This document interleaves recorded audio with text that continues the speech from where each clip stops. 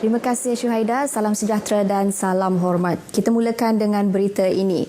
Usaha mempertingkat kecekapan pengesanan jangkitan COVID-19 di Hospital Miri mendapat perhatian sebuah syarikat tempatan terkemuka iaitu kumpulan Samling yang tampil menyumbang sebuah mesin Real-Time Reverse Transcription Polymerase Chain Reaction atau RT-PCR. Majlis penyerahan disaksikan Menteri Pengangkutan Datuk Lee Kim Shin daripada Ketua Pegawai Operasi Syarikat tersebut, James Ho, kepada Pengarah Hospital Miri, Dr. Jack Wong. Bercakap kepada pemberita selepas majlis penyerahan tersebut, Datuk Lee memuji keprihatinan tanggungjawab sosial syarikat berkenaan yang memberi kerjasama erat dalam menangani jangkitan COVID-19 di Miri dan Sarawak amnya. Jelasnya syarikat berkenaan turut menyumbang sebuah mesin yang sama pada April lepas yang telah berjaya memproses sekurang-kurangnya 200 sampel sehari di Hospital Miri. Kerana kita mempunyai sebuah mesin sahaja, kita tidak mampu menjalankan swab test ini, jadi kita terpaksa menghantarnya ke Sibu dan Kuching. Kerana dengan sebuah mesin PCR sahaja, sehari kita hanya boleh menjalankan ujian ini sebanyak 200 sahaja, maksimum 200. Jadi sebab kita juga banyak kes-kes yang tertangguh, kita perlu mengadakan satu mesin, tambahan satu mesin lagi. Datuk Lee yang juga pengerusi Jawatan Kuasa Pengurusan Bencana Bahagian JPBB Miri berkata, Hospital Miri bukan sahaja menerima sampel dari kawasan itu, malah kemasukan dari Sabah dan Semenanjung selain dari Limbang, Lawas dan Marudi. Ini menyebabkan tonggakan sampel dan kelewatan untuk mengeluarkan keputusan sehingga menerima banyak aduan daripada pelbagai pihak, khususnya mereka yang sedang dikuarantin. Justru dengan adanya mesin kedua ini, kapasiti harian pemprosesan sampel akan meningkat kepada 350 hingga 400 sampel sehari. Beliau turut menyeru lebih banyak badan korporat tampil ke hadapan membantu melandaikan lengkung gelombang pandemik COVID-19. Di Limbang, seramai 102 orang pelajar yang pulang dari Labuan semalam akan menjalani kuarantin wajib selama 14 hari di Pusat Kuarantin Limbang sebelum dibenarkan pulang. Menurut Pengerusi Jawatankuasa Pengurusan Bencana Bahagian JPBB Limbang, Insinyur Ahmad Deni Ahmad Fauzi, kesemua pelajar berkenaan merupakan penuntut dari pelbagai peringkat institusi pengajian di Labuan. Daripada jumlah itu, seramai 60 orang pelajar adalah dari Lawas, 32 dari Limbang, 9 dari Miri dan seorang dari Bintulu. Insinyur Ahmad Dene memberitahu 2 buah bot ekspres yang digunakan untuk membawa ke semua pelajar tersebut dibiayai oleh kerajaan negeri. Program penghantaran pulang kumpulan pertama pelajar dari 5 buah institusi pendidikan di Labuan itu merupakan inisiatif Pejabat Residen Limbang dengan kerjasama Jawatankuasa Pengurusan Bencana Negeri JPBN Sarawak susulan penutupan institusi pendidikan dan sekolah di seluruh negara. Kira-kira 180 lagi pelajar dari Miri, Bintulu, Sibu dan Kuching, Sarawak yang masih berada di asrama akan dihantar pulang menerusi penerbangan membabitkan kumpulan seterusnya. Bantuan geran projek kecil luar bandar MRP perlu digunakan dengan sebaiknya agar memberi manfaat kepada rakyat. Menteri Utiliti Datuk Dr. Steven Rundi Utom berkata, geran tersebut perlu dibelanjakan sepenuhnya untuk pembangunan dan aktiviti yang bermanfaat kepada sesebuah rumah panjang atau kampung.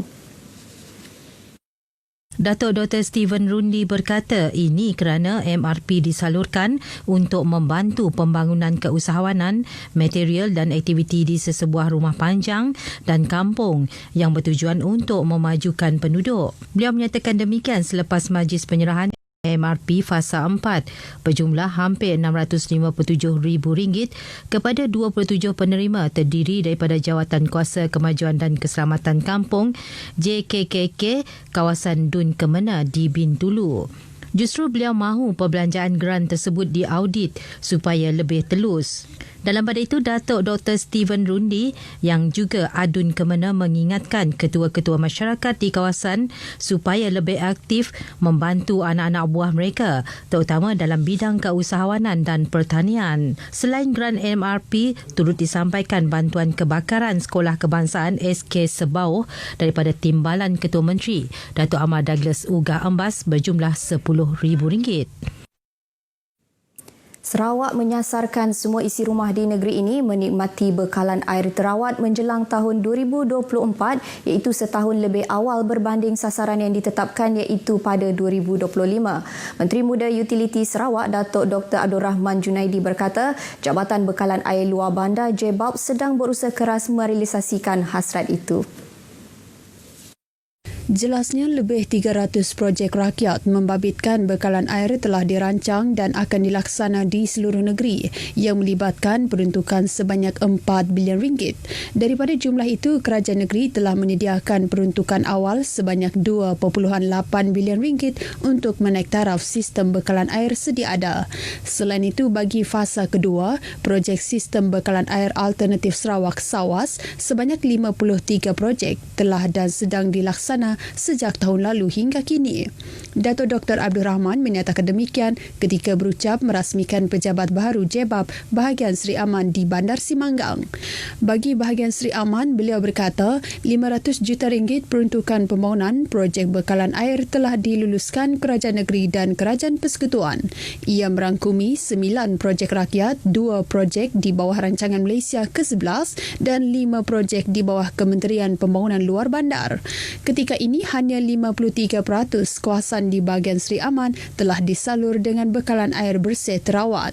Orang ramai di bahagian Seri Aman kini boleh berurusan dengan JBAB di pejabat baru yang terletak di Jalan Bayu bersebelahan dengan pejabat persekutuan bahagian Seri Aman di Kejatau. Usaha merealisasikan pencegahan jenayah melalui konsep komuniti berorientasikan kepolisian memerlukan kerjasama padu daripada komuniti, polis, jabatan dan agensi kerajaan dan pertubuhan bukan kerajaan NGO. Menteri Muda di Jabatan Ketua Menteri, Undang-Undang dan Adat Bumiputera Sarawak, Datuk John Siki Tayai berkata, konsep tersebut menjadi platform terbaik dalam membentuk aspek kesukarelawan pencegahan jenayah dalam kalangan ahli masyarakat secara keseluruhannya. Jelasnya, masyarakat kini turut terdedah dengan aktiviti jenayah cyber. Justru pemimpin Akar Umbi harus mengambil peduli atau sekurang-kurangnya mempunyai pengetahuan mengenai jenayah cyber ini bagi memastikan komuniti mereka tidak menjadi mangsa penipuan pihak tidak bertanggungjawab ini. Beliau menyatakan demikian dalam bengkel kepolisan Siri 3 peringkat daerah Tatau, anjuran pejabat daerah Tatau di Bintulu. Mengenai bengkel tersebut, Datuk John berkata, ia bertujuan memperkasa fungsi Jawatankuasa Kemajuan dan Keselamatan Kampung JKKK dalam aspek keselamatan dan pengendalian bencana di peringkat komuniti khasnya ketika berhadapan dengan pandemik COVID-19. Antara tajuk yang diketengahkan dalam bengkel tersebut termasuk peranan JKKK dan tanggungjawab dalam pemerkasaan ketua masyarakat, ketua kaum, skim rondaan sukarela dan pasukan tindak balas kecemasan komuniti selain kawalan rebis dan anjing. Seorang lelaki 22 tahun berjaya ditangkap ketika cuba memecah masuk sebuah rumah di Taman Surabaya Petrajaya Kuching pagi Ahad lepas. Malang bagi suspek, tindakannya itu berjaya dipatahkan oleh tuan rumah yang juga seorang pegawai polis. Ketika dihubungi pemberita RTM, Ketua Polis Daerah Kuching ACP Awang Din berkata, dalam kejadian pukul 1 pagi itu, suspek dipercayai sedang menyelongkar harta benda di ruang tamu sebelum disedari tuan rumah. Tindakan pantas tuan rumah berjaya menahan suspek yang mempunyai 3 rekod jenayah lampau. Hasil ujian air kencing turut mendapati suspek positif metafetamin. Suspek yang disiasat di bawah Seksyen 448 Kanun Keseksaan kerana pecah rumah. ACP Awang Din dalam pada itu berkata, jenayah pecah rumah mampu dikekang dengan kerjasama orang awam yang prihatin dengan keselamatan kawasan kediaman mereka. Beliau berkata penyaluran maklumat mengenai aktiviti jenayah amat membantu pasukannya bertindak pantas dan sekaligus menjadikan Bandaraya Kuching sebagai bandaraya yang selamat. Sekian berita dari Sarawak, kita kembali bersama Syahidah di Angkasa Puri. Silakan.